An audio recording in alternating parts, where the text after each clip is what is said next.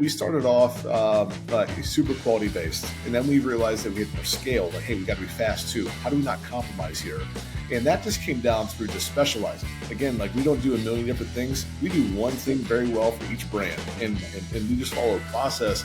So by being smooth, we end up being fast. Hey there, I am Dr. Jason Balara, and this is the Know Your Why podcast, where we explore the why behind success.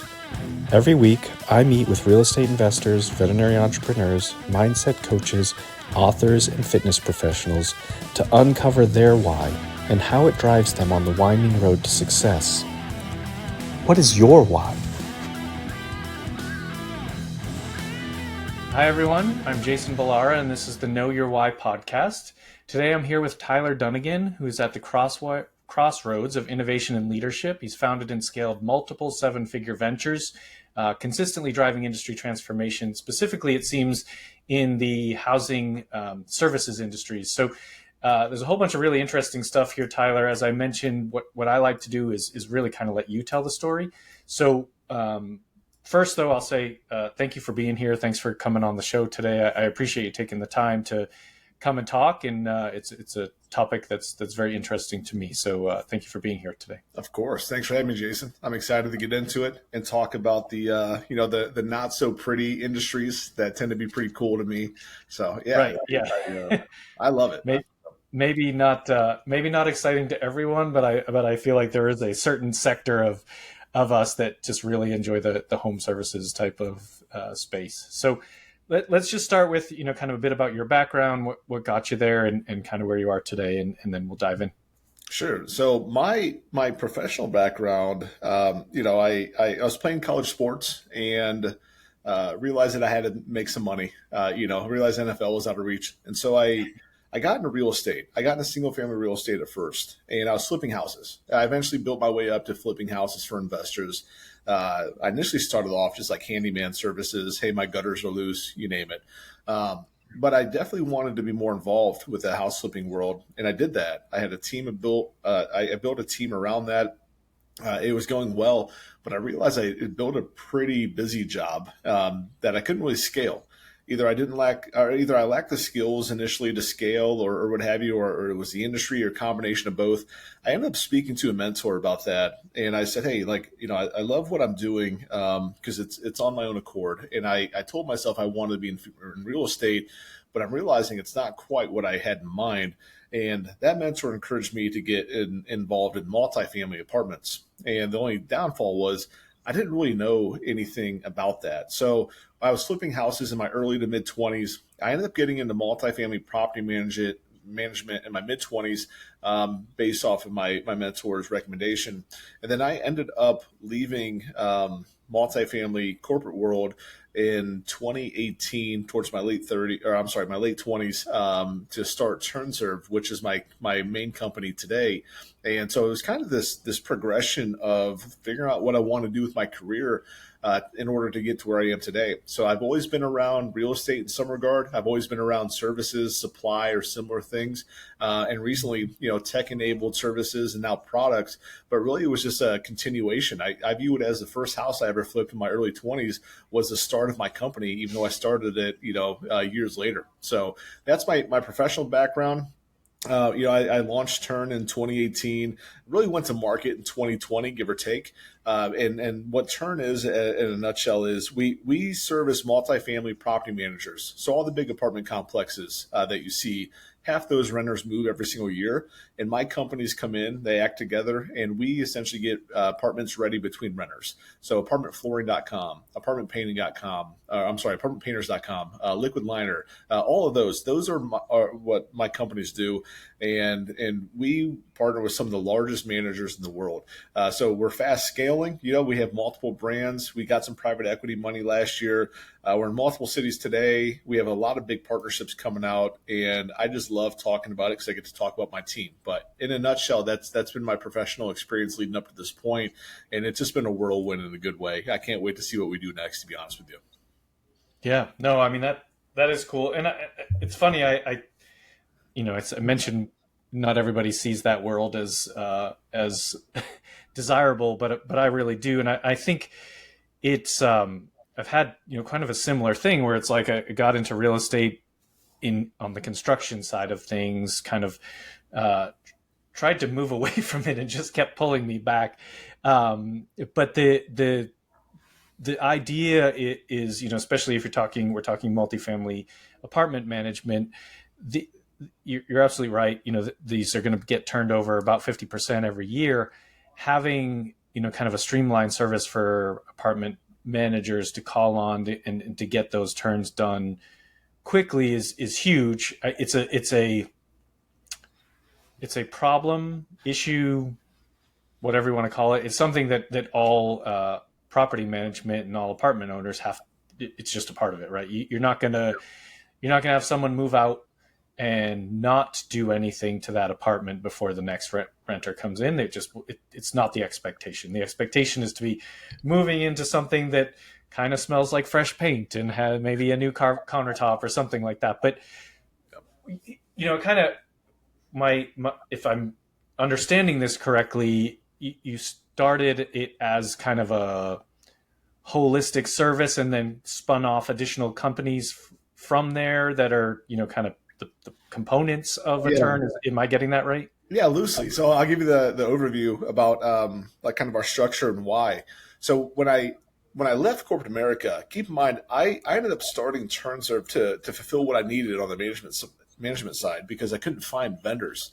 And so I took some of my house flipping guys and I said, hey, now you're a modified maintenance technician. You're going to help me flip apartments.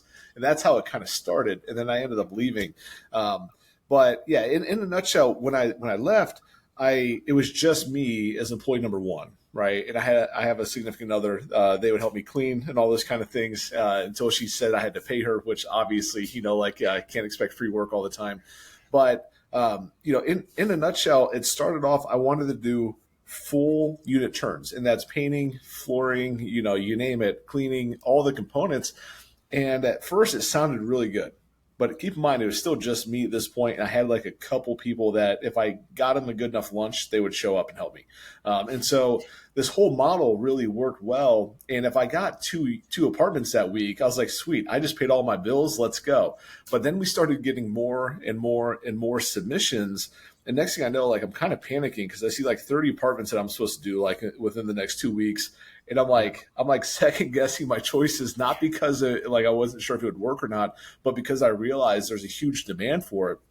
And so I essentially said, hey, there's no way I could hire somebody to replicate me right now. I felt like I was flipping houses again, and I just had to be there all the time.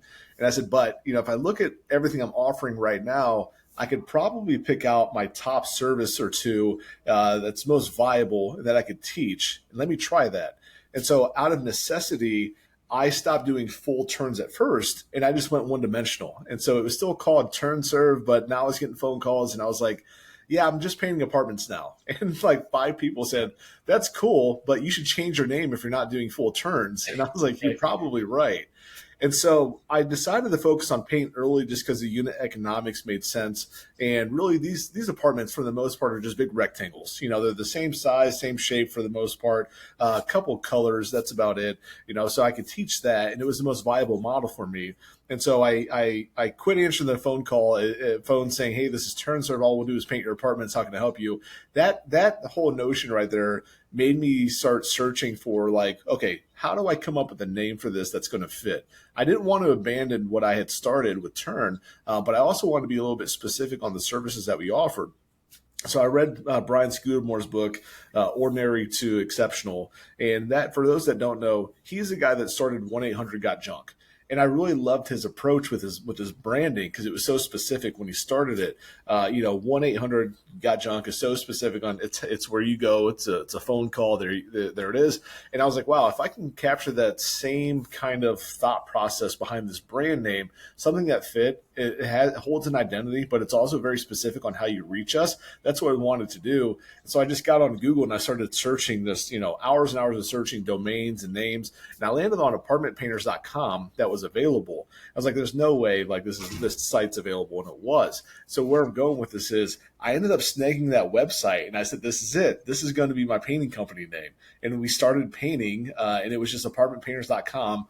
by TurnServe. So I got myself some grace there, and that's kind of how it started off. And then one thing led to the next. We ended up doing a few more brands, and over the course of this, the same approach. Our clients wanted us to do flooring. Well, instead of reworking my entire brand up top, I just said, hey, cool, let me see if just by chance the universe is going to make this domain available to us. And it was again, count my lucky stars. And we picked up apartmentflooring.com, and now we provide flooring through that. And then we launched a bathtub refinishing product called Liquid Liner, and that kind of the same regard. But all of these things, like the reason why it was built a certain way is because it had to be, because I couldn't afford people to hire enough people to do all the services. Next, I really didn't understand exactly what each of these individual brands could be. So that's how they're kind of compartmentalized and broken up, and why I started that way, just to keep up with sheer demand, essentially, or initially, I should say. And now it's just kind of this cool platform where we're able to launch brands on our own platform and provide services to our clients. And we have this cool dynamic to where they'll ask us if we can do something outside of our normal scope. And we'll say, we'll try it, like no promises, let us take a swing here. And we take care of them on the back end. Like we give them some concessions or what have you. And they know if we mess something up, we'll pay for it or we'll fix it. Doesn't matter.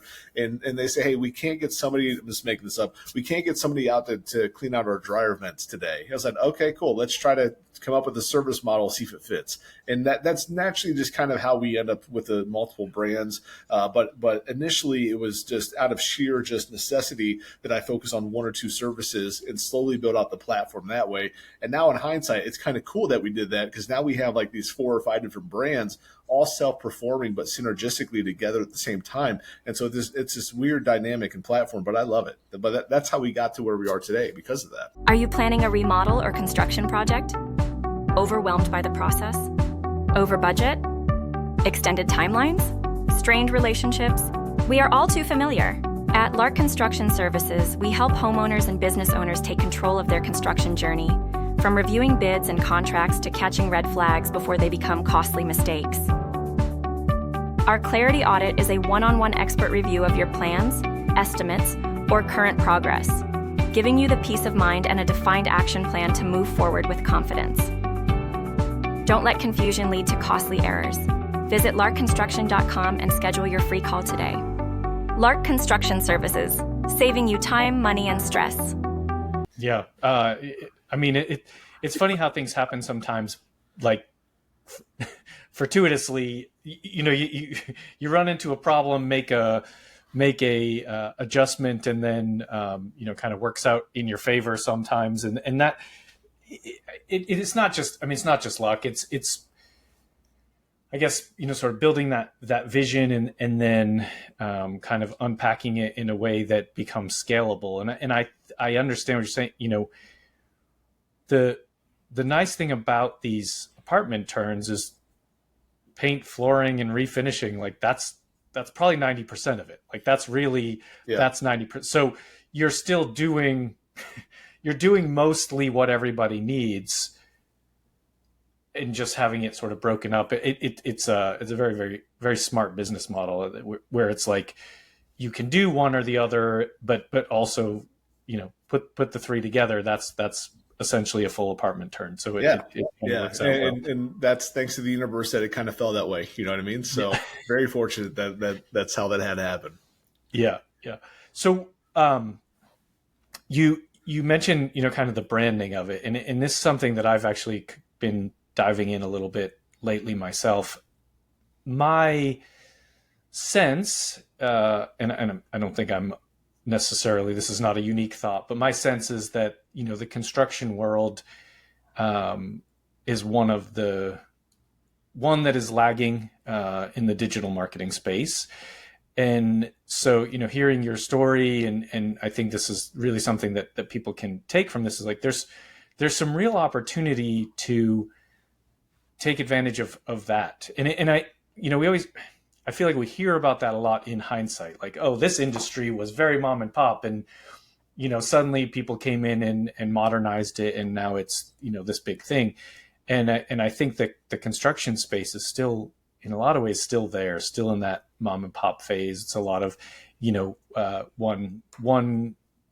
a crew of 2 in one single truck, maybe not even a labeled truck, that kind of thing. And it's just, but it's an interesting balance because the trades, like the skilled trades are diminishing. The number of people in that space, it's really diminished over the years. It became, I think, less less desirable of a job Yeah. for a while. And now I think we're starting to come back around, and people are really realizing that these are kind of essential services. People can make better money as a in the trades than they used to be able to.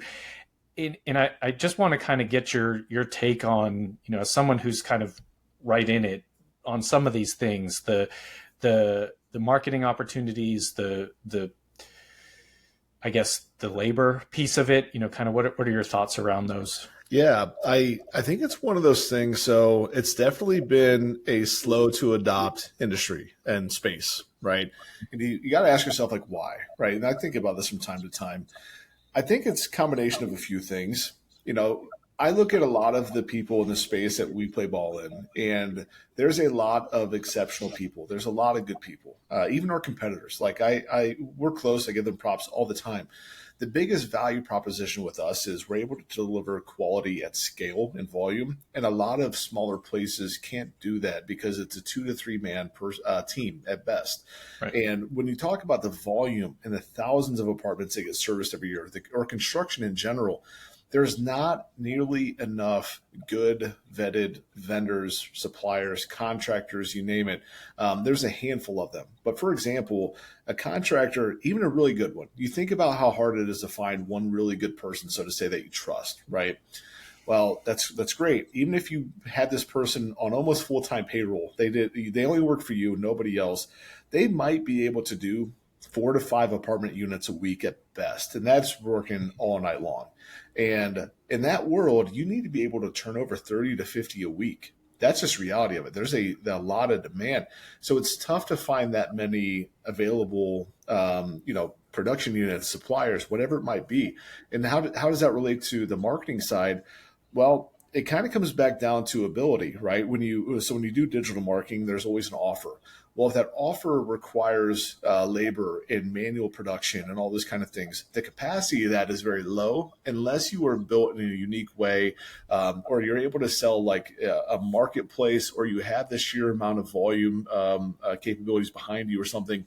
It's one of those things to where, yes, the digital marketing is lower on that end, but almost because it's always had been, because if it's just me painting, or a small team, or just a handful of us, I'm probably not going to try to spend 10 to 20 grand a month, on ad spend, so to say, because we just met our production capabilities 2 days into this whole thing. So it's one of those give or take kind of scenarios. Now, I do think in general, like even outside of like marketing or branding or whatever else it might be, I do think that it's been slowly adopted, but not nearly fast enough. There's a lot of opportunity in the space as a trade, you name it, just by doing simple things like video and putting yourself out there. And there's a huge demand, and you hear about the silver tsunami all the time about the older population retiring, shutting down their companies. They have all this knowledge, they have all these things. They used to run a business, a trade, a construction company, whatever it might have been. They never once thought about putting themselves on a live video or jumping on a FaceTime with a customer or something like that. They never had to. So it was never part of the world. But they are still the driving force a lot of the times, because there's so many older businesses that just don't want to adapt, so to say. And so now, people that are coming into the space or trying to get a leg up on it, there is such an opportunity to do things just a little bit differently and get yourself some exposure without spending a ton of money, just with video and just with promotions and placement and Google, you name it. There's such a prime opportunity right now. And even if you're trying to drum up business or what have you, or trying to brand yourself or market yourself, man, I think that today, a company that's only a few years old could probably be more appealing and more up to date and more, hey, I want to work with them, than companies that have been around for decades that are still trailing behind. And the last thing I'll say is this: a lot of the times, a lot of these construction companies, they are so specific. They are John Smith Contracting LLC, right? Or whatever it might be. I was very intentional about who we were and what we wanted to do. I wanted to specialize, and luckily for me, apartmentpainters.com was available initially. I thought about a little bit beyond that. Yes, I wanted to be specific and intentional on who we were and what we did, but I also wanted to look at upside. Like if I wanted to talk about ranking or SEO or whatever search results pop up now in AI, like I wanted to make sure that I had a fighting chance at being, towards the top of the list, so to say, because I never wanted to call it Tyler's Painting Company or Tyler's Flooring Company. Like that to me is just like, it's not very captivating. You know what I mean? And I feel like a lot of the older construction companies, renovation companies, you name it, they are all very much so family businesses that have scaled in some way, or they're still local. That doesn't really matter to them. So I think it's a combination of frame and infrastructure availability, but then also this kind of new guard coming in and building things for scale. And they incorporate somehow, some way the gig economy or a marketplace thing to find contractors. That's where it's way more practical today versus just trying to keep a few people busy, so to say, via marketing and branding. Yeah. No, those are all really great points.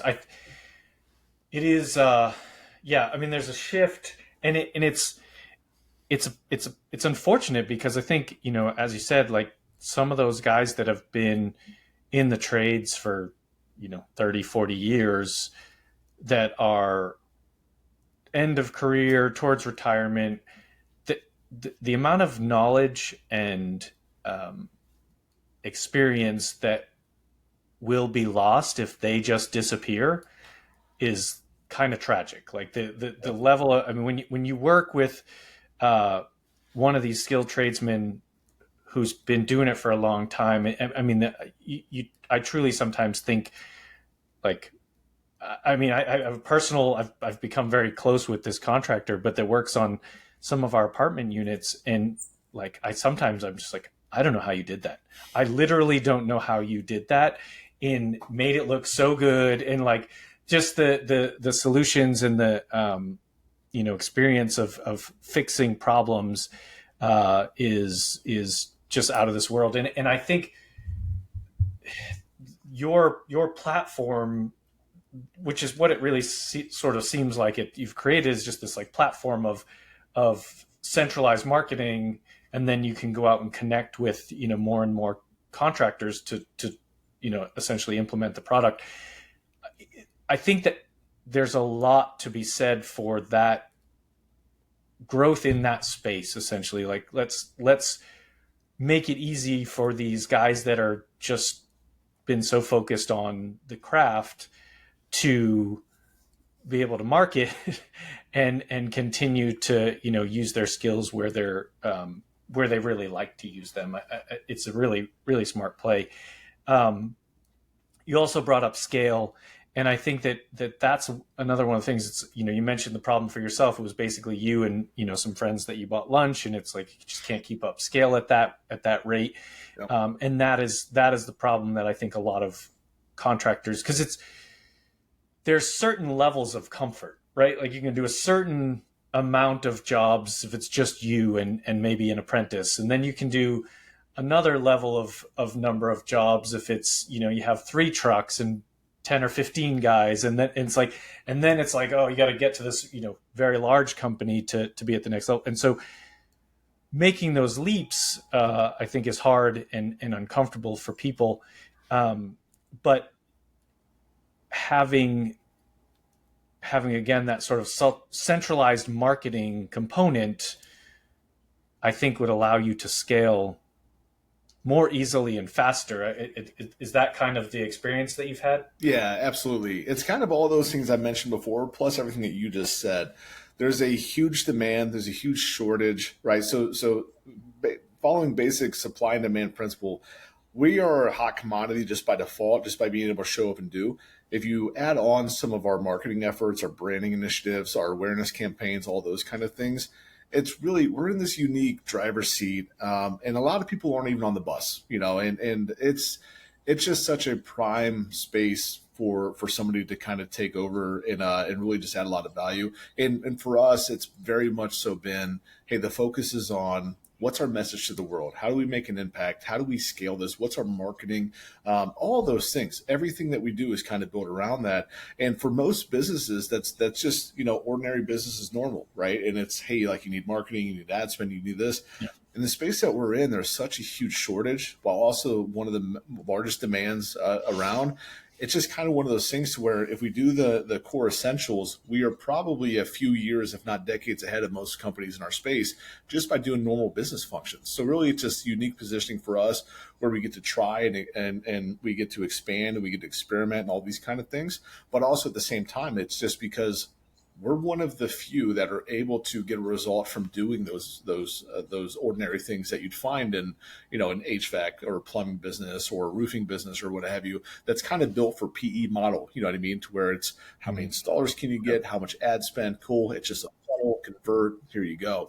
And in multifamily, that really hasn't been the case yet. Until there's a few companies doing it. Don't get me wrong, but really, I feel like it's taken every ounce of the past forever up to this point just to make it a viable model for people who want to actually work in. So a lot going on there, but it's definitely a combination of, we are focused on the things that you normally would in an industry that does not expect them. And so by default, we're kind of in this really good position to get useful dollars out of ad spend or awareness or branding. And it comes full circle for us. So I just love the space. And I always tell people this, even though I shouldn't. If you're looking to start a service company, look where there's the most demand and where you could add the most value. I'm guessing 9 times out of 10, it's going to be in the multifamily space if you're semi-familiar, just because there's such a unique need in the space. And start there would be my encouragement to people. But yeah, spend a few ad dollars, and I promise you it'll come full circle. Yeah, I could not agree more. And speaking about the need and the demand in that space, just to give people kind of paint a little picture. I think a lot of people, when they think about construction and contractors and all of that, they're usually thinking about a home renovation or a custom home build or something. It's really to me almost like an entirely different industry. So a lot of the same concepts, a lot of the same, they're built the same. But when you're talking about these apartment complex turns, and you mentioned you're in Cleveland. I don't know what the exact number of apartments in Cleveland is, but I would imagine it's in the thousands, if not tens of thousands. Yeah, tens of thousands. Yeah, so if you're, half of those have to get turned every year. So you say conservatively 5,000 apartments need to be turned in a year, and so you have, there's 52 weeks in a year. Like, you can do the math, you can figure out kind of the number of days, and for the apartment ownership and the apartment management, the amount of downtime on those units is tremendously important, right? So like when you realistically, like the biggest expense in owning an apartment, one of the biggest expenses is vacancy. And so when someone moves out, you want someone back in that apartment like as fast as humanly possible. And so you've got to keep your leasing and your that side of the process moving so that you essentially have a waiting list. But then you have to have someone like yourselves that's going to come in and get that apartment ready in 2 days, in 3 days, in something very, very quickly. I think industry standard, what I tend to hear is typically, you can expect 2 weeks on a turn. It doesn't really take that long. Like that's just being honest. It doesn't take 2 weeks. It shouldn't take 2 weeks. Right. But it, people get, that's maybe to keep some of the pressure off of the management companies. I'm not really sure. But realistically, you could go in and it's not a full renovation. If it's just a turn, it shouldn't take more than 2 or 3 days. Yeah. So you should be able to get people back in and be collecting revenue again quite quickly. But you've got to have, someone like yourselves, a company that is set up to function this way and to be very, and again, it's when you do a custom home build, 6 months, 9 months, 12 months, like that's normal.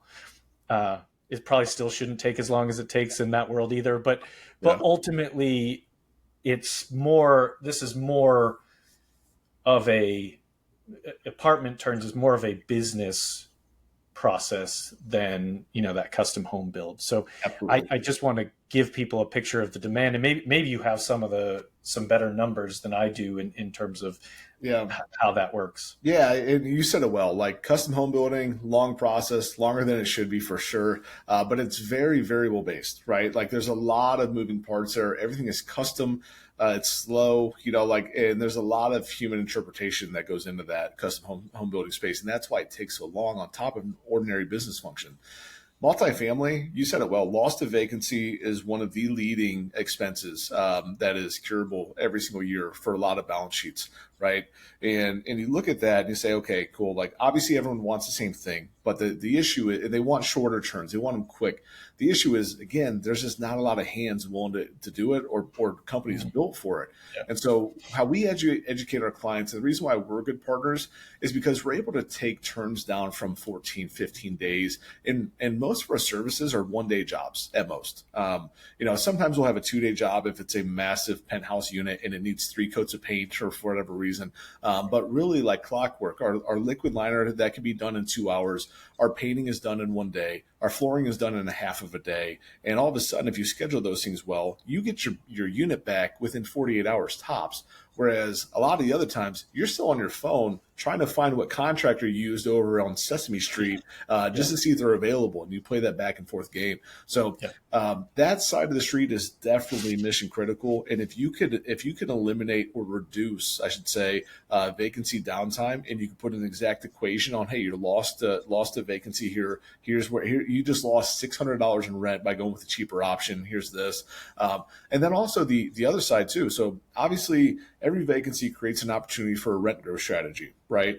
Well, that can't happen if you have really mediocre work being done on the actual property itself. And we see it all the time. And I don't judge the owners that do this. I understand it's truly out of just sheer demand and need. They try to have like an in-house maintenance person do all the work orders. They also have them paint, and they do all these other things. On very smaller properties on a smaller scale, that might work fine. But our client profile, they have 200 plus units per property. They manage 20 plus properties.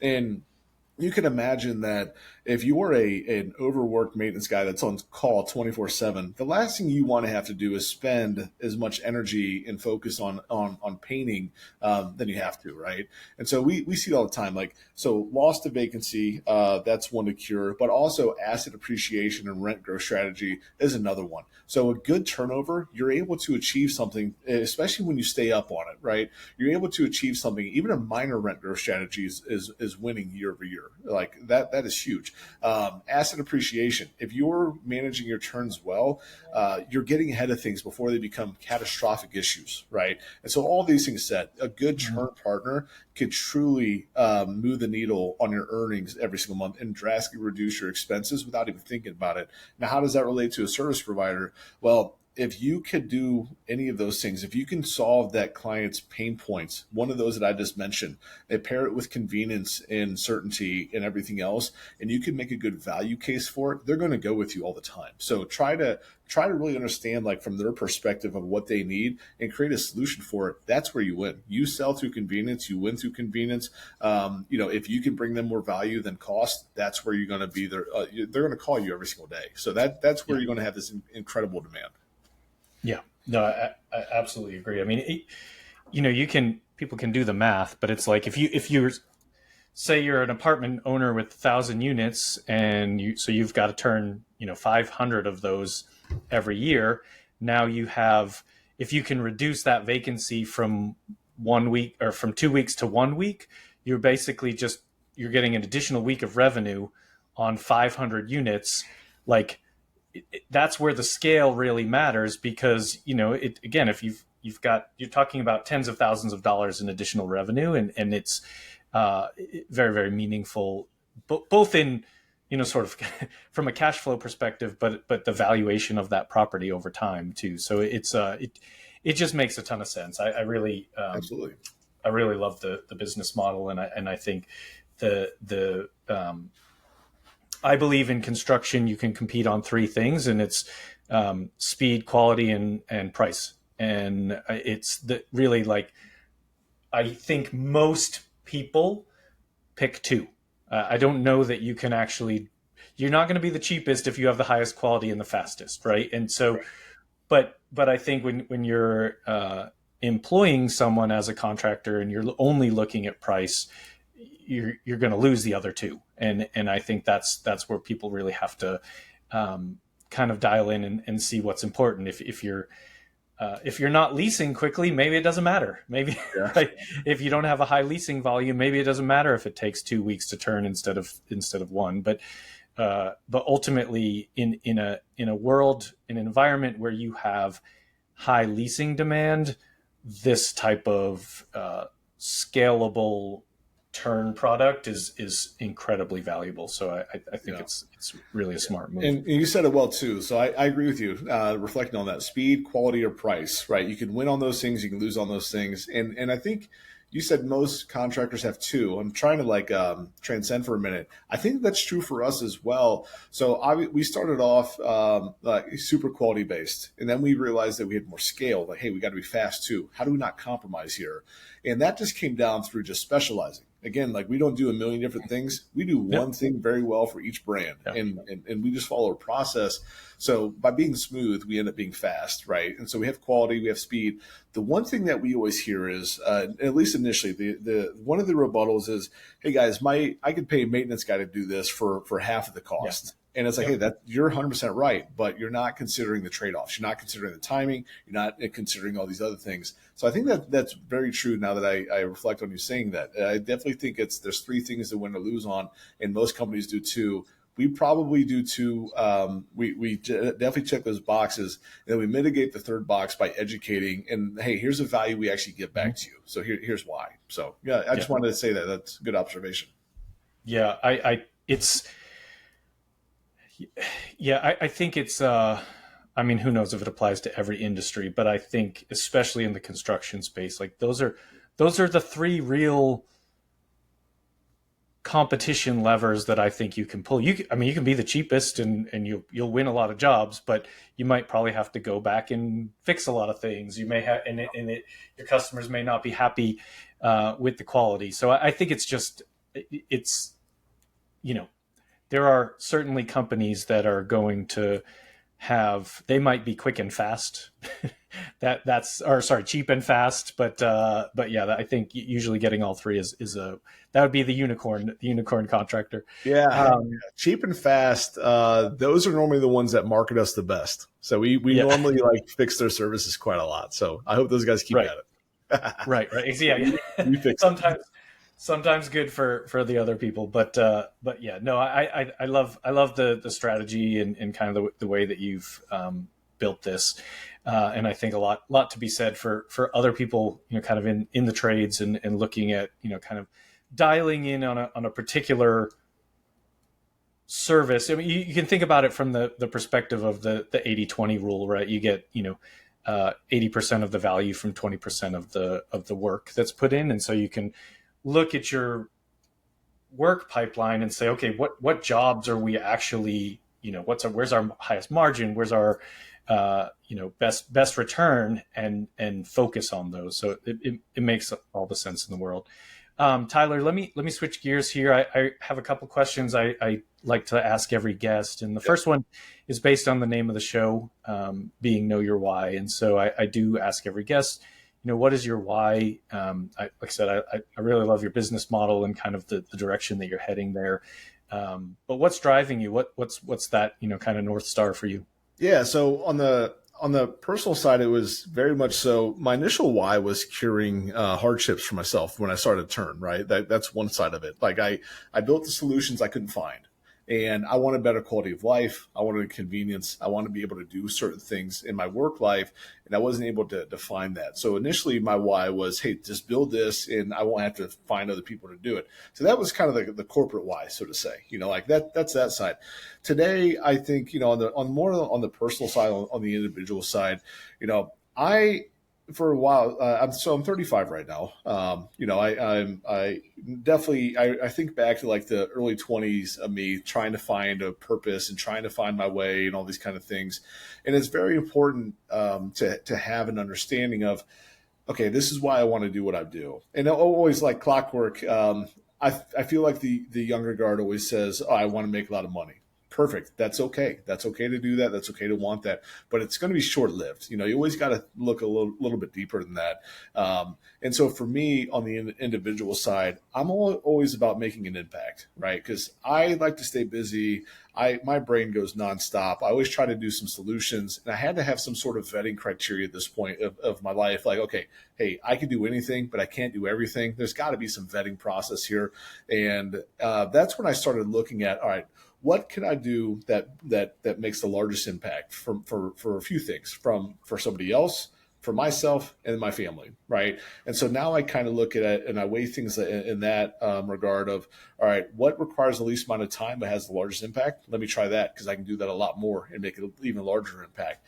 And especially as I progress in my journey, I'm a father of three boys. I outside of work, I live a very still life. I live on a farm and I do nothing but sit around the bonfire in my free time and hang out with the kids and whatnot. We just went hiking all weekend. So, we have a good time. But for me, I really think just leaving an impact and just like that's probably a big why for me of like why I do why I do what I do. And beyond that, like if my kids see me pursuing things that I want to do because it's going to do meaningful things for others, I hope that the impression's left on them. So for me, it's just truly how could I make this beyond myself? How could I do something that's serving me, but it's concurrently also serving others? So really, it all comes back down to impact for me, and just really trying to make sure that I push a certain way, and just remember that I always have little eyeballs watching me all the time, and just trying to set a good example for them. Yeah, I love it. That's great. When people hear this and they want to connect, what's the best way for them to reach out to you? I'm very active on LinkedIn, just Tyler Dunagin on LinkedIn. My company page is TurnServe.com, TURNSERV.com, and DunaginCollective.com, just my last name, collective.com. Kind of has a little bit more professional meets personal. I don't make anybody buy anything or anything like that at all. I truly just want to just hang out and talk to entrepreneurs that are trying to do some cool things and just network a little bit. So either one of those mediums is the best way to get a hold of me. Awesome. And we'll definitely put all that stuff in the show notes. One other thing, what markets are you in? People, a lot of people with apartments listen to this. Yeah. So what, little pitch for the company, but what markets are you available in? Yeah, appreciate it, Jason. So today our 5 markets, so we're in Cleveland, Akron, in Ohio. We're in Columbus, Cincinnati, Indianapolis today, and we're moving into Chicago as well. That's our core offerings. However, we do have a portfolio program to where if there's a big management company or even a smaller to medium-sized one that has reoccurring needs in the market I didn't mention, as long as there's enough steady work there for us, we could partner with you and make something work. And that's the beauty of kind of how we're built. So those are our core markets, but any portfolio through our portfolio program, we would love to talk to you. Awesome. That's great. Well, Tyler, thanks so much for your time today. This is a topic that's certainly near and dear to me. So I appreciate getting the chance to talk through it and hear about your business model. I think it all really resonates. So thanks for being here today. Thanks for sharing your story. Yeah, thank you. I appreciate it. Thanks for the time. Yeah, absolutely. Folks listening, make sure you connect with Tyler. Please like, rate, and review the show so we can continue to get great guests. And as always, thank you for listening. Hey there, I am Dr. Jason Balara, and this is the Know Your Why podcast, where we explore the why behind success. Every week, I meet with real estate investors, veterinary entrepreneurs, mindset coaches, authors, and fitness professionals to uncover their why and how it drives them on the winding road to success. What is your why?